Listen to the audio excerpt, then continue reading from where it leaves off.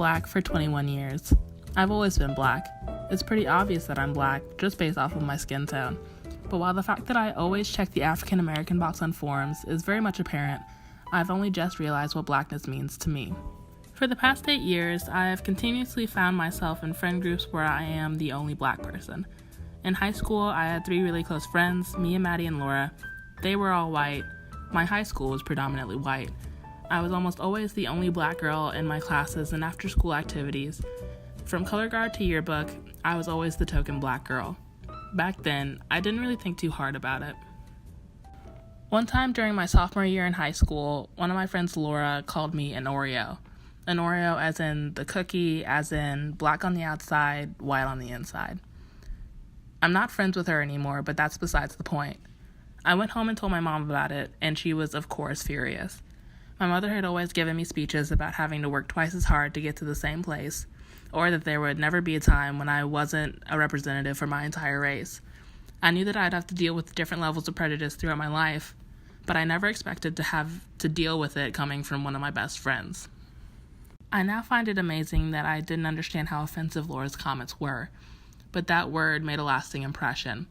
I realize now that my fear of being seen as an Oreo by both my black and white friends has given me a lot of anxiety surrounding who I am as a person and how others perceive me. My fear of being called an Oreo again has led me to repeatedly ask the question, am I black enough? I started to wrap my head around what blackness truly meant to me my freshman year of college. I remember sitting in my twin-size bed and staring at my arm for what felt like an hour. It dawned on me all of a sudden that I really loved the color of my skin. Realizing that I love my skin led me to realize that I love black people, which led me to realize that I love black culture. It's not that I disliked any of it before, but I had never thought long and hard about how I really felt about being black. After having all of these epiphanies, I wanted to see black people everywhere. I wanted to see them in the shows I watched, the movies I watched, in my books, and my magazines. Even though I had had this major personal breakthrough, I still didn't really have anyone to talk about it with. I had again found myself in a small group of friends who were all white. I didn't think that they would get what I was experiencing, so I kept it to myself. Despite having discovered this huge part of my personality, of my life, I was still worried that other black people didn't see me as being black enough.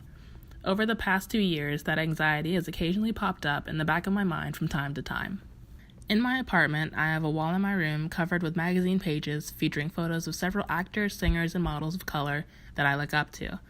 From Kerry Washington to Prince, all of these people have inspired me and reaffirmed that there are umpteen different ways to be black. One of the actresses who I have been able to relate to on multiple levels this past year is Issa Rae. Rae and I have had similar experiences with discovering what it means to be black. I think that she puts it perfectly when she says, "It took me a while to realize that the way I am is black, that being black is not just one thing, that no one could define my blackness, that I could make my own definitions of blackness." I know that there will be many times in my life where I am the only black person in a room or a group of friends. Regardless of the ethnicity of my friends and peers, nothing changes the fact that I am black, no matter what. I've never been an Oreo. No one is an Oreo. The idea that there is a certain way to be black is a stereotype in itself and pretty much impossible to attain. Everyone's concept of what it means to be black is different. Blackness can be perceived in a million different ways, and I think that being black is a fluid concept.